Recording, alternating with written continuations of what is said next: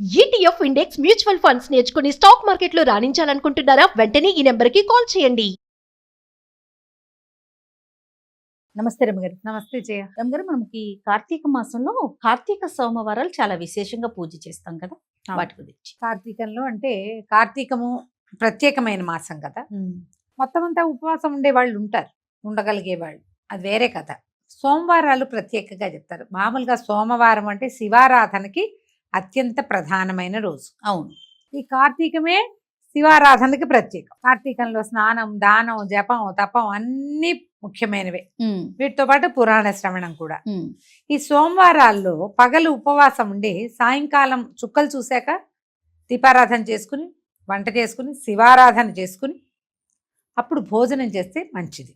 Okay. మామూలుగా శివారాధన ఉదయకాల అభిషేకంతో పాటు ప్రదోషకాల ఆరాధన చాలా విశేషమైనది. ప్రదోషకాలంలో పరమేశ్వరుడట తాండవం చేస్తాడు ప్రతి ప్రదోషంలోనూ. మనం ఈ ఉజ్జయిన్ లాంటి దేవస్థానాలకు వెళ్తే సాయంకాలము అసలు ఆ ఢమరుకాలు అవి మోగిస్తారు.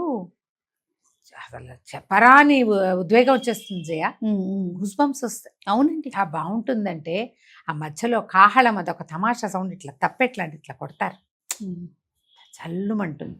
ప్రతి సాయంత్రము ప్రదోష వేళ పరమేశ్వరుడు తాండవ వేళ ఆయనకి. ఆ సమయంలో అర్చన చేస్తే అత్యంత ప్రసన్నుడుగా ఉంటాడు పరమేశ్వరుడు అని చెప్తారు. ఓకే.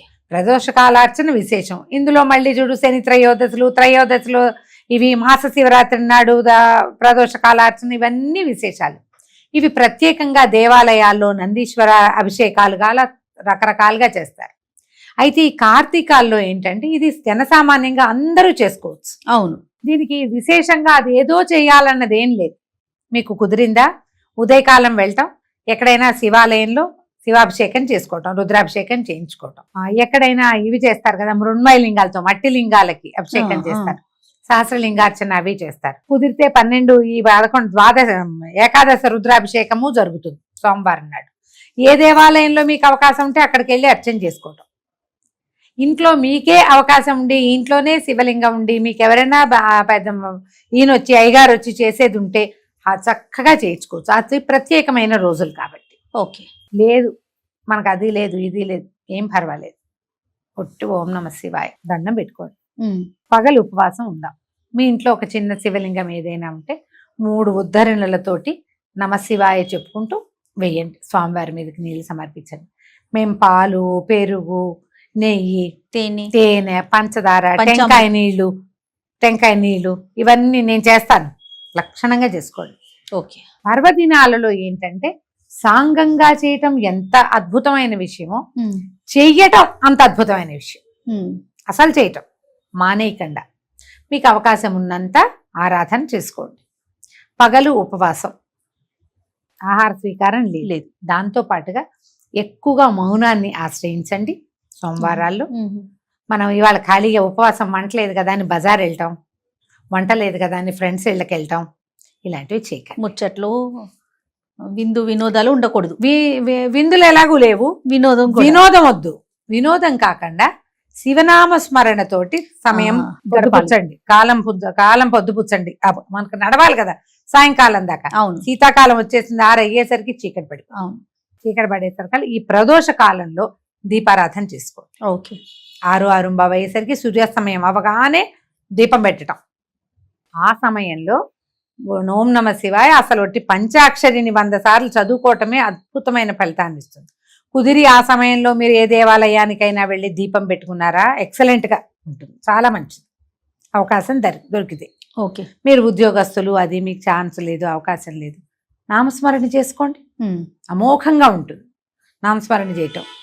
తర్వాత ఇంటికి వచ్చి మళ్ళీ ఒకసారి స్నానం చేయటము, అవకాశం మీకు ఆరోగ్యం సహకరిస్తే, లేకపోతే కాస్త కాళ్ళు చేతులు మొహం కడుక్కుని బట్టలు అవి మార్చుకుని ఒక మాట దేవుడి దగ్గర దీపం పెట్టుకుని దండం పెట్టుకుని ఏదైనా చదువుకున్నది, ఏదైనా ఓళ్ళన్నా శివ పంచాక్షరి ఎన్ని ఉన్నాయో నామాలు. అవును, ఎన్ని రకాల స్తోత్రాలు ఉన్నాయి. మన లింగాష్టకం, బిల్వాష్టకం, లింగాష్టకం ఉన్నాయా.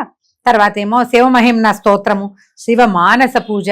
నమ్మకం చమకం కూడా చదువు నమ్మకం చమకం ఆడవాళ్ళందరికీ ఎక్కడొస్తాయమ్మా, అవి నోరు తిరగద్దు. కష్టం కదా. నమ్మక చమకాలు మగవారు చేయటము, పురోహితులు ఎవరైనా ఉంటే అవకాశం, మన దేవాలయానికి వెళ్తే అది కుదురుతుంది.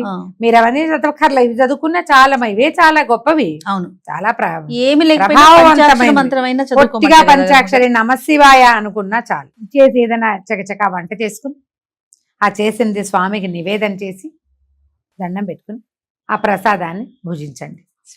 ఎంత చక్కగా అయిపోతుందంటే కార్తీక సోమవారం 4 సోమవారాలు వస్తాయి.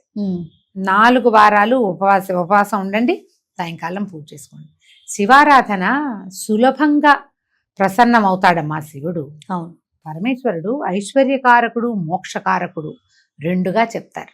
శివారాధన చేస్తే మీకేదో కోరికలు ఉంటాయి. మనుషులు అన్న తర్వాత మనకు ఎన్ని రకాలు ఉంటాయి.